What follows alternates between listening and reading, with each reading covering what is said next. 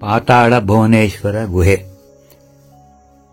ಇದು ಸ್ಕಂದ ಪುರಾಣದ ಮನುಸ್ಕಂದ 103 ಅಧ್ಯಾಯದಲ್ಲಿ ಈ ಗುಹೆಯ ಉಲ್ಲೇಖ ಇದೆ. ಇದು ಭಾರತ ದೇಶದ ಉತ್ತರಾಖಂಡ ರಾಜ್ಯದ ಪಿಥೌರಗಢ್ ಜಿಲ್ಲೆಯಲ್ಲಿ ಗಂಗೊಳ್ಳಿ ಹತ್ ಅಂತ ಒಂದು ಹಳ್ಳಿ ಇದೆ. ಅದರಿಂದ 14 ಕಿಲೋಮೀಟರ್ ದೂರದಲ್ಲಿ ಈ ಹಿಂದೂ ಶಿವ ದೇವಾಲಯ, ಗುಹಾ ದೇವಾಲಯ ಇದೆ. ಇದು ಸರಿಸುಮಾರು 4430 ಅಡಿ ಸಮುದ್ರ ಮಟ್ಟದಿಂದ ಮೇಲಿದೆ. ಇದರ ಹತ್ತಿರ ನಾವು ಉಳಿದುಕೊಳ್ಳಬಹುದಾದ ಅನುಕೂಲವಿರುವ ಜಾಗ ಅಂದರೆ ಬೇರಿನಾಗ್ ಅಂತ. ರಸ್ತೆಯಿಂದ ಸರಿಸುಮಾರು ಅರ್ಧ ಕಿಲೋಮೀಟರ್ ಒಳಗಡೆ ನಡೀಬೇಕಾಗುತ್ತೆ. ತ್ರೇತಾಯುಗದಲ್ಲಿ ಅಯೋಧ್ಯೆಯನ್ನು ಆಳುತ್ತಿದ್ದ ಸೂರ್ಯವಂಶದ ರಾಜನಾದ ಋತುಪರ್ಣ ಇದರೊಳಗೆ ಹೊಕ್ಕಾಗ ಅನೇಕ ದುಷ್ಟಶಕ್ತಿಗಳು ಎದುರಾದವು. ಆಗ ಶ್ರೀ ಆದಿಶೇಷನೇ ಬಂದು ಈ ರಾಜನಿಗೆ ಮಾರ್ಗದರ್ಶಿಯಾಗಿ ಬಂದಿದ್ದ ಎಂದು ಪ್ರತೀತಿ ಇದೆ.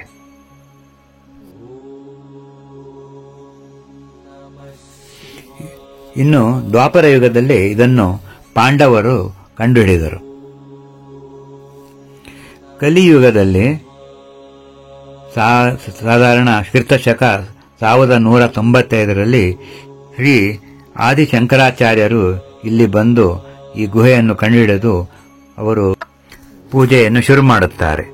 ಆವಾಗಿನಿಂದಲೂ ಜನರು ಇಲ್ಲಿ ಕುತೂಹಲದಿಂದಾಗಿಯೂ ಗುಹೆಯನ್ನು ಪ್ರವೇಶಿಸಿ ಪೂಜಿಸತೊಡಗಿದರು. ಚಾಂದ ರಾಜವಂಶದ ರಾಜನು ಕಾಶಿಯಿಂದ ಬಂದ ಭಂಡಾರಿ ಕುಟುಂಬಕ್ಕೆ ಈ ಪೂಜೆ ಹಕ್ಕನ್ನು ಕೊಟ್ಟಿರುತ್ತಾರೆ. ಈಗ ಸರಿಸುಮಾರು 15-20ನೇ ತಲೆಮಾರಿನವರು ಈ ಗುಹೆಯಲ್ಲಿ ಪೂಜೆ ಮಾಡ್ತಾ ಇದ್ದಾರೆ.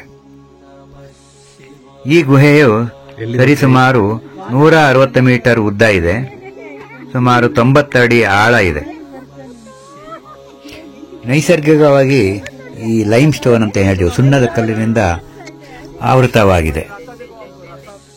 ಇಲ್ಲಿ ಗಣೇಶನ ಮಾನವನ ತಲೆ ಇದೆ, ಕಾಳಿಯ ನಾಲಿಗೆ ಇದೆ, ಶಿವನ ಜಟೆ ಅಂದರೆ ಶಿವನ ಕೂದಲಿದೆ, ಶೇಷನ ವಿಗ್ರಹ ಇದೆ, ಪಾರಿಜಾತ ಮರ ಇದೆ, ಸ್ವಯಂಭೂ ಶಿವಲಿಂಗ ಇದೆ, ಅಮರನಾಥ, ಬದರಿನಾಥ, ಕೇದಾರನಾಥ ಪ್ರತಿಕೃತಿಗಳು ಇದೆ. ಹಂಸ ವಿಗ್ರಹ ಇದೆ, ಅದು ಬ್ರಹ್ಮ ಸರಸ್ವತಿಯನ್ನು ಸೂಚಿಸುತ್ತದೆ. ಆನೆಯ ಕಾಲುಗಳಿದೆ, ಇದು ಐರಾವತವನ್ನು ಸೂಚಿಸುತ್ತದೆ. 8 ದಳಗಳ ಕಮಲ ಇದೆ, ಬ್ರಹ್ಮಕಮಲ ಸೂಚಿಸುತ್ತದೆ. ಇದರ ಅಡಿ ಗಣೇಶನ ಮಾನವ ತಲೆ ಇದೆ.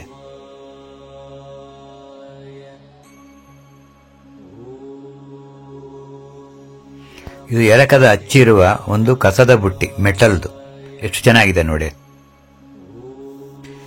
ಇಲ್ಲಿ ಹೊರಗಡೆ ಗೋಡೆಯಲ್ಲಿ ಇದರ ಇತಿಹಾಸ ತಿಳಿಸುವ ಒಂದು ಬೋರ್ಡ್ ಇದೆ, ಇದನ್ನು ಕಾಣಬಹುದು. ಇದು ನಾವು ಒಳಗಡೆ ಹೋಗುವ ರಸ್ತೆ. ಅಲ್ಲಲ್ಲೇ ಗಂಟೆ ಕಟ್ಟಿರುತ್ತಾರೆ, ತರಾವರಿ ತೋರಣಗಳು, ಪ್ರಾಕೃತಿಕ ಸೌಂದರ್ಯ ನೋಡಿ.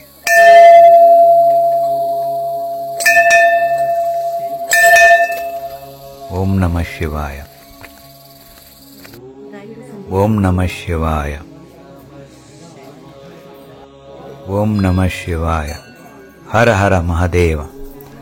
ಓಂ ನಮಃ ಶಿವಾಯ, ಓಂ ನಮಃ ಶಿವಾಯ, ಓಂ ನಮಃ ಶಿವಾಯ. ನಂದಿ ವಿಗ್ರಹ ಎಷ್ಟು ಸುಂದರವಾಗಿದೆ ನೋಡಿ, ಅಮೃತಶಿಲೆಯದು.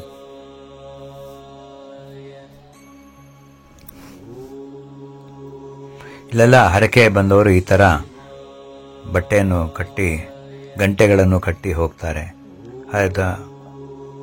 ಅವರ ಆಸೆ ಈಡೇರುವುದು ಒಂದು ಪ್ರತೀತಿ. ಜನಗಳು ಕಾಯ್ತಾ ಇದ್ದಾರೆ ಅವರ ಸರದಿಗೋಸ್ಕರ.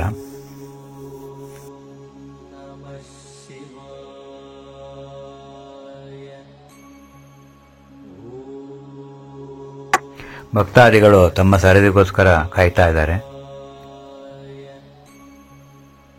ಈ ದೇವಸ್ಥಾನದ ಮೇಲೆ ಶಿವನ ಪತಾಕೆ ಇದೆ. ಇದು ಗುಹೆಯ ಬಾಗಿಲು.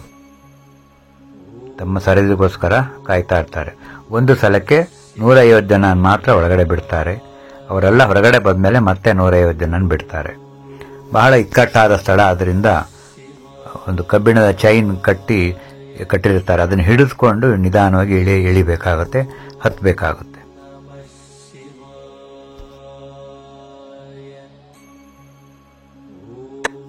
ಶಿವನ ಪತಾಕೆ ಇದೆ ನೋಡಿ, ಎಷ್ಟು ಸುಂದರವಾಗಿದೆ ಶಿವ.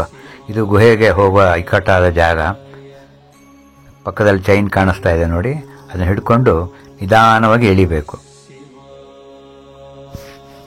ಒಬ್ಬೊಬ್ಬರೇ ಹೋಗ್ಲಿಕ್ಕೆ ಸಾಧ್ಯ ಇರಲಿ.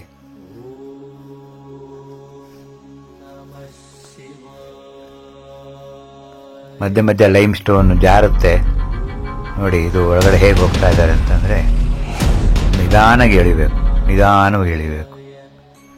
ಒಂದೊಂದ್ಸಲ ಜಾರುತ್ತೆ. ಇದು ಗುಹೆಯ ದ್ವಾರ.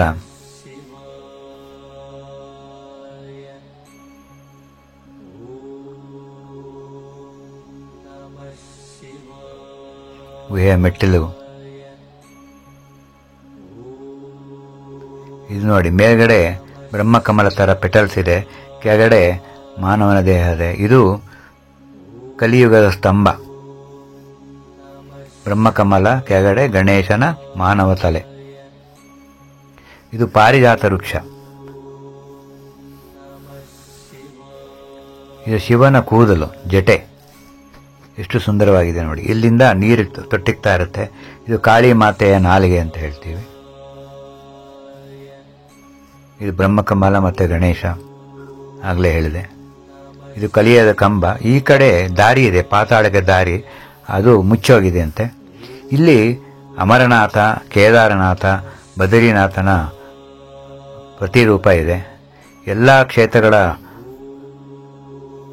ಪುಣ್ಯ ನಮಗೆ ಇಲ್ಲಿ ಒಂದೇ ಕಡೆ ಸಿಗುತ್ತೆ ನೋಡಿ. ಎಷ್ಟು ಸೊಗಸಾಗಿದೆ. ಕೇದಾರನಾಥ, ಬದರಿನಾಥ, ಅಮರನಾಥ. ಈಗ ನಾವು ಗುಹೆಯಿಂದ ಹೊರಗಡೆ ಬಂದು ವಾಪಸ್ ಹೋಗ್ತಾ ಇದ್ದೇವೆ. ಎಷ್ಟು ಸುಂದರ ರಮಣೀಯ ಸ್ಥಳ. ಮೇಲಿನಿಂದ ಈ ಮೇಕೆ, ಕುರಿಗಳು ತಮ್ಮ ಆಹಾರ ಮುಗಿಸಿಕೊಂಡು ವಾಪಸ್ ತಮ್ಮ ಮನೆಗೆ ಹೋಗ್ತಾ ಇದೆ ನೋಡಿ. ನೋಡ್ತಾ ಇದ್ರೆ ಮನಸ್ಸಿಗೆ ಆನಂದ, ಮುದ ಎಂದೂ ಮರೆಯಕ್ಕಾಗಲ್ಲ. ಆ ಥರ ಇದೆ ಪ್ರಕೃತಿ ಸೌಂದರ್ಯ. ಇದೆಲ್ಲ ಮಾರಾಟಗಾರರು ಅನೇಕ ಥರದ ಸಾಮಗ್ರಿಗಳು, ಬಳೆಗಳು, ಉಂಗುರಗಳು, ಪೂಜಾ ಸಾಮಗ್ರಿಗಳನ್ನು ಇಟ್ಕೊಂಡಿರ್ತಾರೆ. ಯಾರು ಏನು ಬೇಕಾದ್ರೂ ದುಡ್ಡು ಕೊಟ್ಟು ತೆಗೆದುಕೊಳ್ಬಹುದು.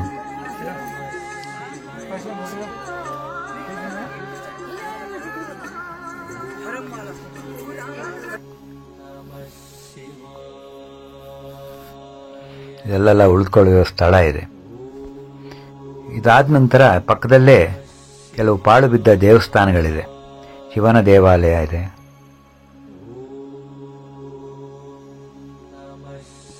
ಇನ್ನು ಕೆಲ ಕಡೆ ಅದನ್ನ ರೆನೋವೇಟ್ ಮಾಡ್ತಾ ಇದ್ದಾರೆ. ಜಯ ವಿಜಯ ನೋಡಿ ಹೊರಗಡೆ ಎಲ್ಲ ಕೆಲವು ಪಾಳು ಬಿದ್ದಿದೆ. ಇದೆಲ್ಲ ಇವಾಗ ಮತ್ತೆ ಜೋಡಿಸ್ಕೊಂಡು ಹೊಸದಾಗಿ ಮಾಡ್ತಾ ಇದ್ದಾರೆ.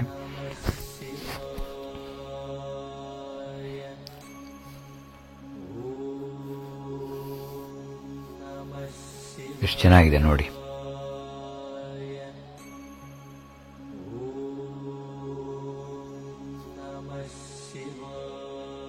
ಇಲ್ಲೂ ಶಿವಲಿಂಗ. ಇದು ಆಂಜನೇಯ ಇನ್ನೊಂದು ಕಪ್ಪಿನ ತುಳಿತಾ ಇದೆ. ಇನ್ನೊಂದು ಕಪ್ಪಿ ಅದು ಶನಿ ರೂಪದಲ್ಲಿ ಬಂದಿತ್ತಂತೆ, ತುಳಿತಾ ಇದ್ದಾರೆ.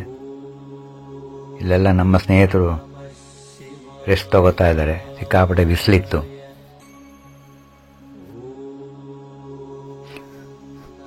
ಸ್ವಲ್ಪ ಹೊತ್ತು ಈ ಜಾಗದಲ್ಲಿ ರೆಸ್ಟ್ ತಗೊಂಡು ತಿಂಡಿ ತಿಂದ್ಕೊಂಡು ವಾಪಸ್ ನಾವು ಬೇರಿ ನಾಗದಲ್ಲಿರುವ ನಮ್ಮ ಹೋಟೆಲ್ಗೆ ವಾಪಸ್ ಆದೆವು.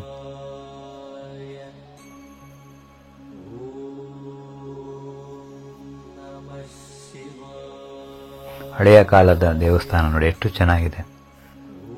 ಇದು ಹಳೆಯ ಕಾಲದ ಹಿಮಾಲಯದಲ್ಲಿರುವ ಮನೆಗಳು. ಇಲ್ಲಿ ಹಸುಗಳಿಗೆ ಸೊಳ್ಳೆ ಬರದೇ ಇರಲಿ ಅಂತ ಹೊಗೆ ಹಾಕಿದ್ದಾರೆ. ಬಹಳ ಸಿಂಪಲ್ ಲಿವಿಂಗ್ ಇವರು.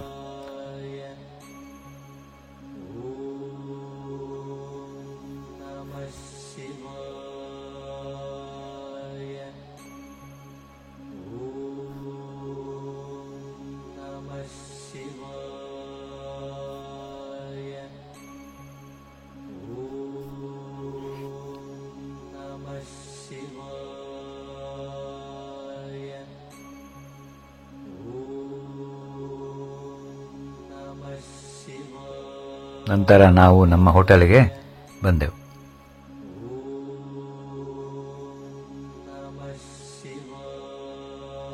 ನಮಸ್ಕಾರ.